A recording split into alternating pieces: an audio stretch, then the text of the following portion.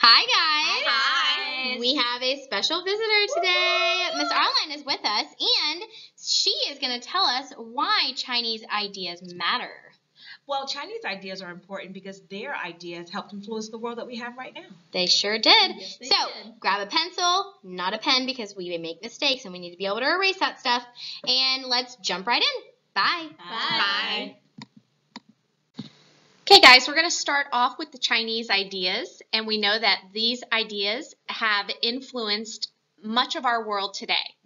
Between 500 BC and 200 BC, rulers of rival states in China fought each other, bringing death and destruction all over China. Many people looked for ways to bring peace and order, and during this time, three major philosophies or ways of thinking were developed. They all had the same goal: to create a well-run and peaceful society. One of the first ideas that we're going to talk about, and really one of the ones that had the most impact on the way that Chinese people live their life today, is Confucianism. Now, Confucianism was started by Confucius. Seems likely, right? And he was born as a kind of a middle of the road, not too rich, not too poor, but he had some ideas about the way that he thought that the country should be ruled. And remember, just like Ms. Tickle said, this was during a time of chaos, and there was a lot of strife and stress going on. And so Confucius had some ideas about the way that he thought that that leaders should rule and that people should relate to each other. For example, he said that following the beliefs of the ancestors would bring peace to China. So he really wanted to kind of go back to the way things were in the past, or the way he perceived them in the past, and really make sure that people respected the past and respected their ancestors. He also said that people should seek knowledge and follow the golden rule. And if you're not familiar with the golden rule, I want you to put a star by this on your notes. It means that we want to treat others the way that we want to be treated. And you've probably heard this used before, right? We kind of had with Hammurabi, we talked about an eye for an eye, making sure the punishment fits the crime. But this is kind of the flip side of that, is if you would not want to be treated badly, make sure that you treat others in a kind and respectful manner.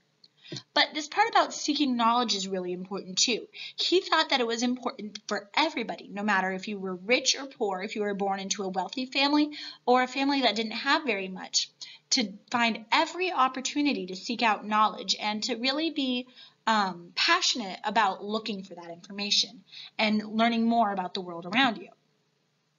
He also said that each individual has specific duties and responsibilities to fulfill, and that they should place the needs of the family and the community first before their own individual needs.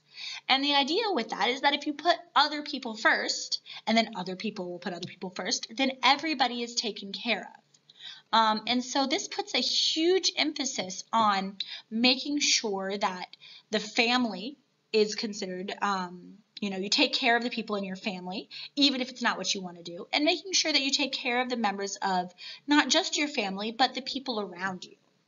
Now, these ideas had some really direct impacts on the way that people lived in China and how it shaped society. So that's what we're going to look at next. Now, during his lifetime, Confucius wasn't really able to get very many people to follow his rules. But after his death, his rules or his ideas about life got written down, and more people started to adopt them. And so they had an influence on the way people lived their life. Now, in Confucius's time, only people who came from wealthy families were allowed to be government workers. So imagine that the job you had was dependent on whether or not your family had lots of money. Okay? Confucius thought that was wrong. He said that all men, because sorry ladies, this is a very male-centered society, he said that all men who are able and intelligent should be able to serve in the government if they want to, whether they're rich or poor. So he thought that this should be based on merit, what you are able to do, not just your family background.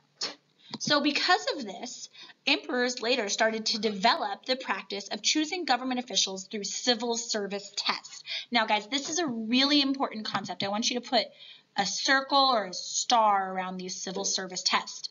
What this means is that in order to get a government job, you had to take a test to prove that you were intelligent enough to do the job, that you were well-read, that you were respectful and a good member of your community. In fact, many members of the civil service today, and remember, civil service, those are government workers, you have to take a test to pass. For example, to be a teacher, because guess what? Teachers work for the government. We have to take tests in order to show that we are knowledgeable enough to be able to educate young people, okay? So not just in China, but all over the place, these ideas of civil service tests and making sure that people are knowledgeable and eligible for their jobs was a direct impact of Confucius's ideas about that it shouldn't matter whether you're rich or poor if you want to participate in the government. But his ideas didn't just affect the government. They also affected how everyday people, whether it was a mailman or a child or parents, whatever, how they interacted with each other. Okay? So remember that he said that community and family should be respected and put before individual wants and needs, okay? So if your mom needs you to do the dishwasher, it doesn't matter that if you want to go to the football game or not, your family's needs come first, okay? And a lot of us would say that that's probably what we would agree with today too. This comes to the term filial piety, and this is another really important term. So guess what? We're going to star it. Boop, boop, boop, boop, boop, boop. Sorry, that's a really awful star. I'm going to erase that star. I'm going to try again, because if you don't succeed at first, that's okay. We'll try again. There we go. That one's better, okay? This concept of filial piety, guys, this is crucial, okay? It means that children, even if you're a grown-up child, you have the responsibility to respect, obey, and care for your parents, and could be your older brothers and sisters too, okay? And I always remember this because it's right around Thanksgiving, and we're kind of between Christmas and Thanksgiving. And if you want to be a good son or daughter at Thanksgiving dinner, you're going to serve your family. And that's the idea of filial piety. We are serving our family. So what do we do at Thanksgiving? We have pie. I love pie. Apple pie is my favorite. Leave your favorite kind in the comments because pie is delicious. Okay? But what do? You fill your family up with pie. If you are demonstrating filial piety, you are serving and respecting your family by putting their desires before your own. That pie looks awful delicious, and I'll bet you want that biggest slice, but if you are going to show filial piety, like Confucius said we should, you're going to serve the other members of your family, especially your parents, your grandparents, all that. You're going to serve them that pie first. You're going to fill them up with pie first, okay? If you've ever been told to respect your elders, guess what? That's this concept. Now, if you've ever seen the movie Mulan, you're familiar with this. And if you haven't seen it, it's about the struggle that a girl has, a young Chinese girl has, between her desire to be a hero and serve her country and her father's wishes and desires and her role in society. So we're actually going to watch a little bit of that in class. Shh, we'll see it soon. But you'll kind of be able to see that conflict there between our own wants and needs and the needs of our family and society. And it's not always an easy thing. All right. Now hang tight because we're going to have a hot question next, and we'll see you guys soon. All right, guys. So now you have enough information where you can answer your hot question. And the hot question is this. If Confucius considered a king to be the father of his people, how do you think he might have expected rulers to act toward their subjects? And why? Okay, so now what you're doing is you're telling us why Confucius how he would have expected rulers to behave based on what he believes to be true.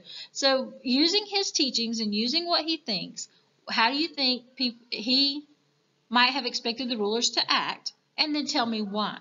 Okay, so this is going to be at least a 2 to 3 sentence answer, maybe even 4. Make sure that you answer it so that we can tell that you know what you're talking about. And I look forward to seeing what you come up with. All right, guys. So another Chinese philosophy that we're going to be talking about is known as the Taoism, or the Way. This was founded by a man named Lao Tzu, who also promoted a peaceful society. Now, like Confucianism, Taoism teaches people to live a good life. Taoists believe that people should free themselves from worldly desires and live simply in harmony with nature. Taoists also believe that people should be in touch with the Tao, or the spiritual force that guides all things. Now, many people believed that in both Confucianism and Taoism because they both were philosophies that supported each other. All right, last but not least, a third philosophy that we want to touch on is known as legalism, founded by Han Feizi. Now, Han Feizi stressed the importance of a system of laws. Han Feizi also believed that people are naturally evil. In legalism, it is believed that strict laws and harsh punishments were used for even the smallest of crimes to force people to do their duty. Okay, so this philosophy is dramatically different from Confucianism and Taoism in that it emphasized force. Now, we don't see that in Confucianism and Taoism. It's all about a peaceful way of living, whereas legalism, it's all about strict, harsh punishments. All right, guys, we are ready for the last hot question. This is an interesting hot question. I like the way this one is worded because you get to make some decisions and you get to justify why you believe what you believe, and you get to give me some concrete reasons. Support what you say with evidence. So which philosophy do you most strongly agree with? Confucianism, Taoism, or legalism? Now, there's that second question there that says why. So that means this is a two-part question.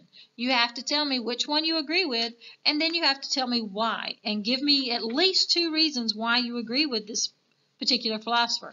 You can see on the little chart here, we've given them to you in a little brief, concise chart to help you remember what they thought and what they believed. So pick one, defend your position, tell me why you believe that, and then we'll be able to check your hot question and see how you're doing. I look forward again to hearing what you have to say and hearing your point of view. Have a great day. Bye.